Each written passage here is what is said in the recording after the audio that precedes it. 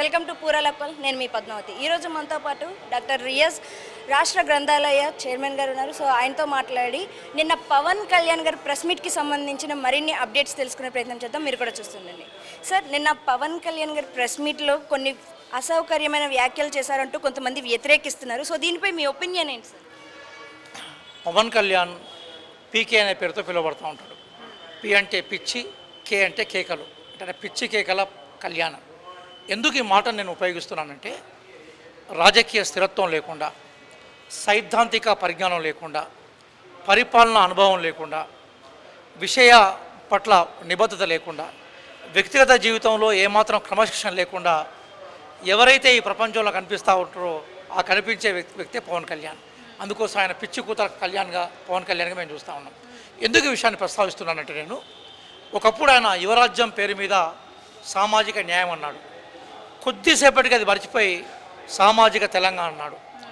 తెలంగాణ ఏర్పడిన విషయాన్ని తట్టుకోలేకుండా 11 రోజులు ఉపవాసం ఉన్నట్టుగా ఆయనే ప్రకటించుకున్నాడు. తెలంగాణ ఏర్పాటే దేశ విభజన అనే లెవెల్లో పాలస్తీనాతోటి, పాకిస్తాన్ తోటి తెలంగాణను పోల్చాడు. జగన్తో పొత్తు పెట్టుకొని చంద్రబాబు నాయుడు తిట్టాడు. చంద్రబాబు నాయుడుతో పొత్తు పెట్టుకొని ఇప్పుడు జగన్ తిరుగుతున్నాడు. ఇప్పుడు ఆ ఇద్దరిని కాదని వచ్చి ఇప్పుడు కాంగ్రెస్ తిరుగుతూ ఉన్నాడు.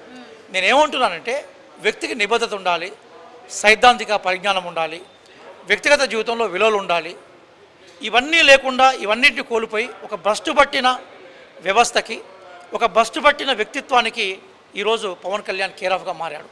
మేమే చెప్తున్నాం, తెలంగాణ రాష్ట్రం అనేది కొన్ని వందల సంవత్సరాల నుంచి జరిగిన ఒక సుదీర్ఘ పోరాటం. ఆ రోజు ముల్కీ ఉద్యమం నుంచి స్టార్ట్ అయ్యి ఆంధ్రప్రదేశ్ని ఏర్పాటు చేయడాన్ని తెలంగాణ ఉద్యమకారులు వ్యతిరేకించారు. దాని తర్వాత 1969లో వేలాది మంది అమరులైనారు. ఆ క్రమంలోనే మలిదశ తెలంగాణ ఉద్యమంలో మాలాంటోళ్ళను జాతీయ స్థాయిలో మేము పనిచేసాం. అప్పుడు పవన్ కళ్యాణ్ పొయ్యిలో పడుకున్నాడు. తెలంగాణ ఉద్యమానికి ఎక్కడ కూడా పవన్ కళ్యాణ్కి సంబంధం లేదు. పైపెచ్చు తెలంగాణను వ్యతిరేకించాడు. అందుకోసం తెలంగాణను వ్యతిరేకించిన మిస్టర్ పవన్ కళ్యాణ్ తెలంగాణ నుంచి మాట్లాడే నైతికతను నువ్వు కోల్పోయినావు. మళ్ళీ చెప్తున్నాను, పవన్ కళ్యాణ్ అందరికీ ప్రపంచంలో పుస్తకాలు చదువుతున్నట్టుగా బిల్డప్ ఇస్తూ ఉంటాడు. నేను ఛాలెంజ్ చేస్తున్నాను, పవన్ కళ్యాణ్ ఏ పుస్తకాలు చదివాడో ఆ పుస్తకాలకు సంబంధించిన దాంట్లో ఒక్క నిమిషం ఆ పుస్తకాల్లో ఉండే సారాంశాన్ని చెప్పుకోవాలంటే మేము రాజకీయాలు మాట్లాడడం మానేస్తాం. డ్రామాలతోటి, మనకి బట్టేబాజీ వ్యవహారాలతోటి, నీతి తప్పిన సూక్తులతోటి ప్రజలను మోసగించడం ఎందుకోసం అంటే, తెలంగాణ సమాజం ఒక చైతన్య సమాజం. హనుమకొండ, దేవరకొండ, గోలకొండ ఇట్లాంటి కొండలను ఢీకొని ఈరోజు ఒక ప్రజాస్వామ్య విలువలతో కూడుకున్న ప్రజా పరిపాలన తెలంగాణ సమాజం నిర్మించుకున్నది.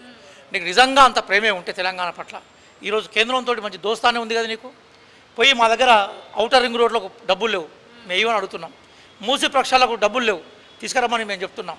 అట్లాగే మొత్తం మేము 100 రూపాయలు మేము పన్ను కడితే 45 రూపాయలు మాకు తిరిగి ఇస్తున్నారు. 55 రూపాయలు కేంద్రం తీసుకుంటున్నది. నీకు తెలంగాణ మీద ప్రేమే ఉంటే అమిత్ షా నీకు దోస్తానని చెప్తున్నావు కదా, గౌరవ ప్రధాని మోడీ గారు నీకు చాలా ఆప్తులు చెప్తున్నావు కదా, తెలంగాణ రావాల్సిన నిధులు ఇప్పి తెలంగాణ ప్రజలు నిన్ను ఆహ్వానిస్తారు. ఇవన్నీ లేకుండా తెలంగాణ మా జాగిరే. ఎందుకు మా జాగిరే అంటే, తెలంగాణ రాష్ట్రం ఏర్పడమే కొన్ని విలువలతో ఏర్పడ్డది. దానికి కారణం ఏంటంటే, వాళ్ళందరూ బ్రిటిష్ పరిపాలన కింద ఉన్న వాళ్ళు, ఆంధ్ర రాయలసీమ వాళ్ళు. కానీ మేము నిజాం పరిపాలన కింద ఉన్న వాళ్ళం. ఆ రోజు నిజాంకు వ్యతిరేకంగా సాయుధ పోరాటానికి తెలంగాణ నాయకత్వం వహించింది. మనము భూమి కోసం, భుక్తి కోసం, నీలతల విముక్తి కోసం తెలంగాణ ప్రజలు కంకణబద్దులై కొట్లాడారు. ఆ రోజు ప్రపంచంలో సాయుధ పోరాటాన్ని నిర్మించిన ఘనత తెలంగాణదే.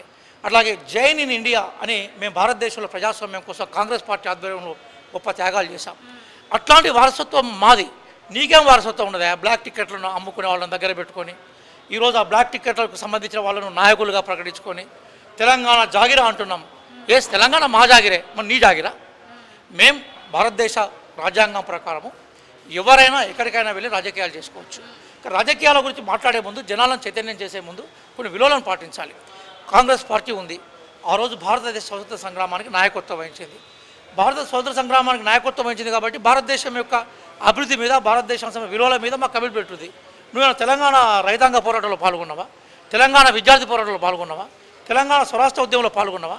అంటే తెలంగాణతో ఏమీ సంబంధం లేని నువ్వు, తెలంగాణలో కబ్జాకోరుగా మిగిలిపోయిన నువ్వు, చెరువులో మిగిలిన నువ్వు, హైదరాబాద్ యొక్క గంగా జమున తహజీబ్ నువ్వు విచ్ఛిన్నం చేయాలని భావించిన నువ్వు ఈరోజు అమిత్ షా పంపిన ఏజెంట్గా, లేదా బీజేపీ పార్టీ బదిలో బాణంగా ఈరోజు బయటకు వచ్చావు. తెలంగాణ ప్రజలు చైతన్యవంతులు, నేను నమ్మరు. రాహుల్ గాంధీ గురించి కానీ, మా గౌరవ నాయకులు అట్లాగే మా గౌరవ ముఖ్యమంత్రి రేవంత్ రెడ్డి గారి గురించి కానీ, అట్లాగే మా నాయకుడు మహేష్ కుమార్ గౌడ్ గురించి కానీ మాట్లాడే నైతిక అర్హతను కోల్పోయినావు. తెలంగాణను అవమానించిన నువ్వు రేపు తెలంగాణ రాజకీయాల్లోకి రావాలనుకుంటే తెలంగాణ ప్రజలకు క్షమాపణ చెప్పే తెలంగాణ విషయాల గురించి మాట్లాడాల్సిందిగా కాంగ్రెస్ పార్టీ సీనియర్ అధికార ప్రతినిధిగా నేను పవన్ కళ్యాణ్ హెచ్చరిస్తున్నాను. సార్, ఇప్పుడు తెలంగాణని విభజించడం అయితే నేను ఎక్కడ కూడా వ్యతిరేకించలేదు.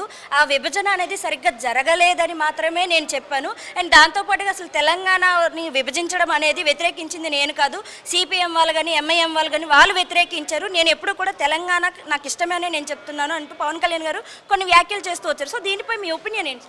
నేను తెలంగాణ ఉద్యమంలో చాలా సీరియస్గా పాల్గొన్నవాడిని. ఢిల్లీ స్థాయిలో తెలంగాణ ఉద్యమంలో ఉన్నవాడిని. పార్లమెంటులో తెలంగాణకు సంబంధించిన బిల్లు పెట్టిన వెంటనే మొట్టమొదటిసారిగా నిరసన వ్యక్తం చేసింది వీళ్ళ అన్న పెట్టిన ప్రజారాజ్యం, ఈయన పెట్టిన యువరాజ్యం. తెలంగాణ నుంచి బీసీ బిసాలను ఎత్తుకొని ఆంధ్ర ప్రాంతానికి వెళ్ళిపోయిన వీళ్ళు. ఆ రోజు ప్రజారాజ్యం పార్టీలో తెలంగాణకు సంబంధించి తెలంగాణవాదులు ప్రజారాజ్యం పార్టీ తెలంగాణ ప్రజారాజ్యంగా కొనసాగాలంటే దాన్ని వ్యతిరేకిస్తూ తెలంగాణ ఆ రోజు ప్రజారాజ్యంలో తెలంగాణ కార్యకర్తల మీద లాఠీ చార్జీలు చేసి గొరగొర గుంజుకపోయిన విజువల్స్ మీరు చూస్తారంటే ఇప్పుడు నేను చూపెడతాను. అట్లాగే నువ్వు 11 రోజులు ఉపవాసం ఎందుకున్నావు? తెలంగాణలో నీ ఆస్తులున్నాయి, అక్రమ ఆస్తులున్నాయి. హైదరాబాదులో వీళ్ళందరూ కూడా ఏంటంటే ఎవరైతే తెలంగాణ రాష్ట్రాన్ని ఏర్పాటు వ్యతిరేకించిన ధనవంతులు ఎవరుతున్నారు, ఆంధ్రప్రదేశ్ ధనవంతులు, వాళ్ళు హైదరాబాదులో వాళ్ళ ఆస్తులు పోతాయనే ఉద్దేశంతో తెలంగాణ రాష్ట్రాన్ని వ్యతిరేకించారు. మేము ఆంధ్ర ప్రజలను ప్రేమిస్తాం. ఆంధ్ర తెలంగాణనే ప్రజల మధ్య భేదభావము వైషమ్యంగా ఉండదని మేము కోరుకుంటాం. కానీ తెలంగాణ రాష్ట్రాన్ని ఏర్పాటును ఎవరైతే వ్యతిరేకించారో తెలంగాణ ఉద్యమకారులుగా మేము వ్యతిరేకిస్తాం. నేను పవన్ కళ్యాణ్ సూటి ప్రశ్న అడుగుతున్నాను. తెలంగాణను నేను వ్యతిరేకించలేని విషయాన్ని 12 సంవత్సరాల తర్వాత పుష్కర కాలం అయిన తర్వాత ఇప్పుడు గుర్తొచ్చిందా నీకు? అంటే 15 సంవత్సరాలు ఇదే కేసీఆర్ తోటి చెట్టపట్టాలు వేసుకొని తిరిగిన నీకు అప్పుడు తెలంగాణ గుర్తు రాలేదా? పుష్కర కాలం అయిపోయిన తర్వాత ఏం లేదు. మీరు డైనమిక్ జర్నలిస్ట్గా అడుగుతున్నారు కూడా చెప్తున్నాను. జిహెచ్ఎంసీ ఎలక్షన్స్ వస్తున్నాయి. బీజేపీ ఘోరంగా విఫలం అయిపోయింది. కంటోన్మెంట్లో అడ్రస్ లేరు. ఉప ఎన్నికల్లో జూబ్లీస్లో వాళ్ళు ఓడిపోయినారు. ఇక బీజేపీ నాయకత్వానికి ఇక్కడ ముఖం లేదు కాబట్టి కొత్త నాయకుడిని పట్టుకొస్తున్నారు. కనీసం తెలంగాణలో ఉండే బీజేపీ నాయకులు కొంతమన్నా కూడా వాళ్ళ పట్ల వాళ్ళకు నమ్మకం ఉండాలి. కనీసం వాళ్ళ పట్ల వాళ్ళ సిద్ధాంతాల పట్ల వాళ్ళకు ప్రేమ ఉండాలి. వాళ్ళ నాయకత్వం పట్ల వాళ్ళకు విశ్వాసం ఉండాలి. అవన్నీ పోయినాయి. అసలు మోడీ గారు ఇక్కడికి వచ్చి హైదరాబాద్కి వచ్చి ఇక్కడ బీజేపీ నాయకుల ఇంట్లోకి పోకుండా, తెలంగాణ బీజేపీ నాయకుల ఇంట్లోకి పోకుండా ఆంధ్ర ప్రాంతానికి సంబంధించిన చంద్రబాబు నాయుడు ఇంటికి ఒకసారి, పవన్ కళ్యాణ్ ఇంటికి ఒకసారి వీళ్ళని తెలంగాణ నాయకులను తీసుకోకుండా అక్కడ పోయిందంటేనే తెలంగాణ బీజేపీ నాయకులకు దాన్ని మించిన ఘోరమైన అవమానం ఉండదు. అంటే ఆయన తెలంగాణ నాయకుల వల్ల బీజేపీకి ఒరిగేదేం లేదు. మరి పవన్ కళ్యాణ్ కొత్త బాణాన్ని ఇక్కడ ప్రయోగించి బీజేపీని ఎదిగాలనుకుంటున్నారు. కానీ నేనేమంటున్నంటే పవన్ కళ్యాణ్ ఒక విరిగిపోయిన బాణం. నువ్వు ఎన్ని ప్రయోగాలు చేసినా కూడా దానివల్ల నీ లక్ష్యం ఉండదు. అది మిస్ఫైర్ అవుతుంది, వల్ల మీ బీజేపీకి తగులుతుంది. అమిత్ షా గారు, గౌరవ ప్రధాని మోడీ గారు ఇక్కడ లోకల్ నాయకత్వం బీజేపీ నాయకత్వం విఫలమైంది కాబట్టి ఒక ప్రయోగం చేశారు. ఆ ప్రయోగం కూడా ఘోరంగా వికటిస్తుందని కాంగ్రెస్ పార్టీగా మేము చెప్తున్నాం. పవన్ కళ్యాణ్ ఇక్కడికి వచ్చి నువ్వు పోటీ చేసుకో. మనం కొత్తగా చేయలేక 2014లో పోటీ చేసినాడు, ఏమైంది చూసినాం కదా. అలాగే మన స్థానిక ఎన్నికలు కూడా పోటీ చేశాడు. మొత్తం అన్ని కలితే 1000 ఓట్లు రాలే మొత్తం రాష్ట్రం మొత్తం కూడా. కాబట్టి నువ్వు పోటీ చేయి, మేము దానికి ఆబ్జెక్షన్ చెప్పావు. రాజ్యాంగబద్ధంగా నీకు అది ఉంటుంది. కానీ తెలంగాణను అవమానపరిచావు కాబట్టి తెలంగాణ ప్రజలకు బేషరతుగా క్షమాపణ చెప్పిన తర్వాతనే నీ మిగతా రాజకీయ కార్యాచరణ ప్రకటించమని కాంగ్రెస్ పార్టీ వైపు నుంచి మేము పవన్ కళ్యాణ్కి సూచన చేస్తున్నాం. సార్, చివరిగా ఒక్క ప్రశ్న. అయితే ఇది పాకిస్తాన్ అంటూ కూడా పవన్ కళ్యాణ్ గారు కొన్ని ఆసక్తికరమైన వ్యాఖ్యలు చేస్తూ మాట్లాడారు. అయితే ఆంధ్ర వాళ్ళు ఇక్కడికి రాకూడదు, ఉద్యోగాలు చేసుకోకూడదు, ఇక్కడ బతకూడదా అంటూ కూడా పవన్ కళ్యాణ్ గారు కొన్ని వ్యాఖ్యలు చేశారు. సో దీనిపై మీ ఒపీనియన్ ఏంటి సార్? అంటే ఇలాగే కొనసాగుతుందంటారా? ఇంకెలా? ఇప్పుడు ఒక విషయం అమ్మ, తెలంగాణ ప్రజలు ఎప్పుడు సామాన్య ఆంధ్ర ప్రజలకు వ్యతిరేకంగా మాట్లాడలేదు. శ్రీకాకుళంలో రిక్షా కార్మికుడు, విజయవాడలో ఆటో కార్మికుడు, విశాఖపట్నంలో ఫోర్ట్లో పనిచేసే ఒక లేబరు తెలంగాణ ప్రజలకు శత్రువు ఎట్లయితాడు? ప్రజలందరూ ఒకటే. కానీ ఈ పవన్ కళ్యాణ్ లాంటి స్వార్థపరులు, పవన్ కళ్యాణ్ లాంటి విచ్ఛిన్నకారులు, వ్యక్తిగత జీవితంలో ఏమాత్రం క్రమశిక్షణ లేని వాళ్ళు ఇక్కడికి వచ్చి వైషమ్యాలు తీసుకొస్తా ఉన్నారు. మేమేమంటున్నామంటే పవన్ కళ్యాణ్ నువ్వు సైద్ధాంతిక రాజకీయాలు చేయి. మొన్నదాకా చెగువేరా జిందాబాద్ అని చెగువేరా టీషర్ట్లు వేసుకుంటువి. ఇప్పుడు మనువాదం జిందాబాద్ అని చెప్పి చెగువేరకు వ్యతిరేకంగా ప్రవర్తిస్తుంది. మొన్నదాకా సామాజిక తెలంగాణ అంటివి.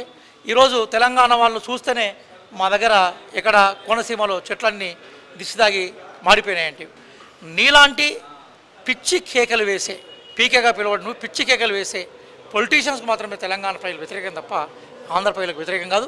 ఈయన కొత్తగా వచ్చి ఆ వైషమ్యాలు ఎందుకు లేపుతున్నాడంటే ఆయన అక్కడ గిరాకీ లేదు, ఎవడు పట్టించుకుంటూ లేడు, ఆడెవడు దేకుతలేడు. కాబట్టి ఇక్కడన్నా తెలంగాణలో అలజడి సృష్టిస్తే అక్కడ గిరాకీ పెరుగుతుందనే తపంతో ఉన్నాడు తప్ప మరేమీ లేదు. This is the present stand of Pawan Kalyan. Thank you sir. So right, అదైతే విన్నాం కదా. సో సార్ మాటల్లో అయితే తెలంగాణ ఆవిర్భావన దినోత్సవం రోజున ఏదైతే ఈ సభ జరగాల్సి ఉందో సో దానికి ఆ రోజు అడ్డుకోవడానికి గల కారణాలను అయితే వివరించారు. అయితే రైట్ నౌ మరిన్ని విషయాలు తెలుసుకునే ప్రయత్నం చేద్దాం. అయితే మీరు కూడా చూస్తూనే ఉండండి పూరా local. This is Padmavathi signing of.